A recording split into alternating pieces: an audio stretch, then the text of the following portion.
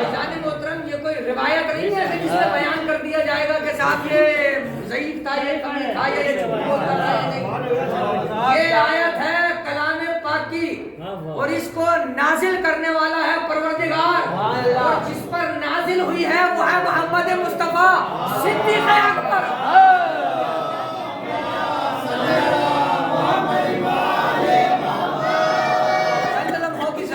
واہ واہ۔ کہا جائے کہ یہ رحمت کبریٰ ہے۔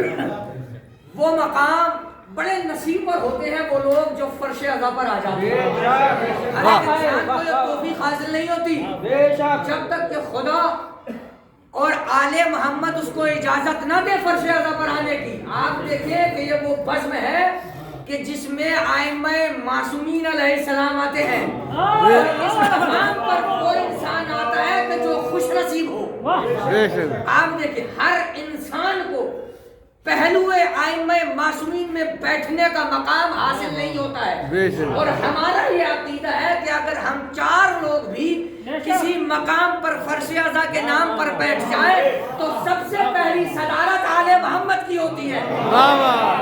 صلوات پڑھیں۔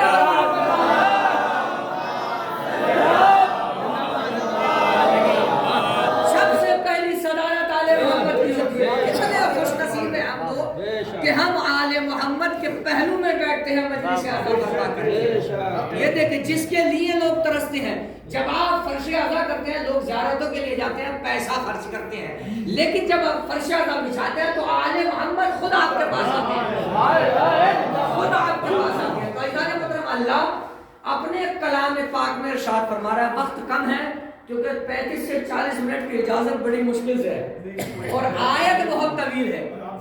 اور عزیزان محترم آپ دیکھیں کہ اللہ اپنے کلام پاک میں ارشاد فرما رہا ہے، غور فرمائیے گا خاص کر ترجمے پر۔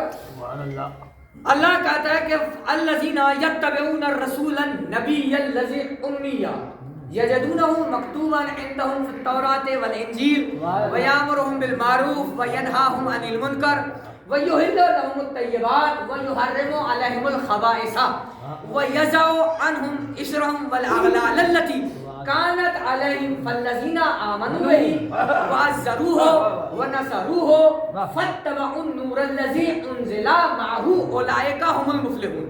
یہ پوری ایک آیت ہے، 57 نمبر 157 نمبر سورہ نمبر 7 سورہ کا نام سورہ آراف۔ اللہ نے اس آیت میں 3 موضوعات پر گفتگو کری ہے، 3 موضوعات پر گفتگو کری ہے، اور انشاءاللہ اس پر ہی ہماری رحمت تمام ہو جائے گی۔ 3 موضوعات پر اللہ نے گفتگو کری ہے اس آیت میں۔ پہلا موضوع یہ ہے کہ ہم نے اس نبی کو بھیجا کیوں، ہم نے اس نبی کا کام کیا، یہ ہے کون، تعارف کرا رہا ہے پروردگار اپنے نبی کا کہ یہ ہے کون۔ پھر دوسرا موضوع اس میں یہ ہے کہ ہم نے اس نبی کو بھیجا کس لیے ہے اس دنیا میں، اور تیسرا موضوع یہ ہے کہ ہم جنت اگر ملے تو تمہیں کن شرطوں پر دیں گے۔ لیکن 3 موضوعات پر گفتگو اللہ نے اس میں کری ہے۔ پہلا موضوع اپنے نبی کا تعارف کرایا کہ میرا حبیب کیا ہے، دوسرا موضوع کہ ہم نے اس حبیب کو بھیجا کیوں ہے، اور تیسرا موضوع جب ہم نے اس حبیب کو بھیج دیا تو آپ کے درمیان میں بیان فرمائے گا کہ کیا کرنا ہے اور کیا نہیں کرنا ہے، اور جب آپ اس کی بات مانیں گے تو ہم تمہیں جنت دیں گے تو کن شرطوں پر دیں گے۔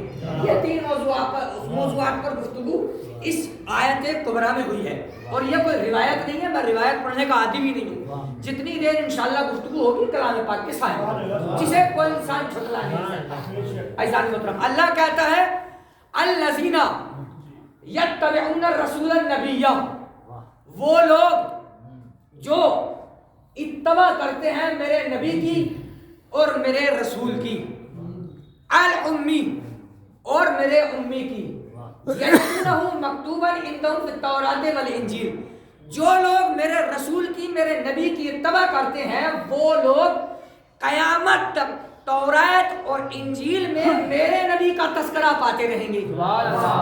تورات اور انجیل میں میرے نبی کا تذکرہ پاتے رہیں گے وہ لوگ جو میرے رسول میرے نبی کی اتباع کرتے ہیں۔ اچھا دیکھیں صاحب، نبی کسے کہتے ہیں اور رسول کسے کہتے ہیں؟ نبی کہتے ہیں جو پیغام اللہ سے لے اسے نبی کہتے ہیں، اور جو پیغام دے اسے رسول کہتے ہیں۔ بات سمجھ میں آئی؟ یعنی پیغام دے رہا نبی ہے اور پیغام دے رہا ہے تو رسول ہے. اب یہ دو الگ الگ شخصیتیں نہیں ہیں بلکہ ایک ہی شخصیت ہے کہ جو دو کام انجام دے رہی ہے. پہلے پروردگار سے پیغام لے رہی ہے پھر انسانوں تک پیغام پہنچا رہی ہے. صلوات پڑھیں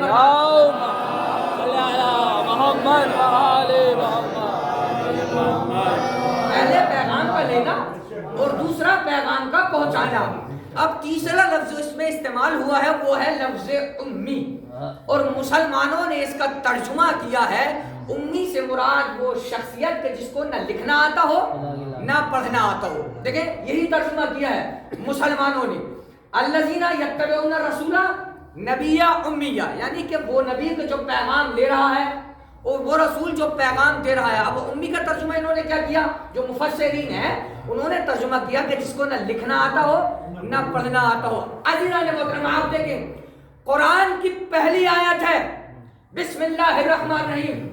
قرآن کے 30ویں پارے میں لکھا ہوا ہے بسم اللہ الرحمن الرحیم. اقرا بسم ربک الذی خلق خلق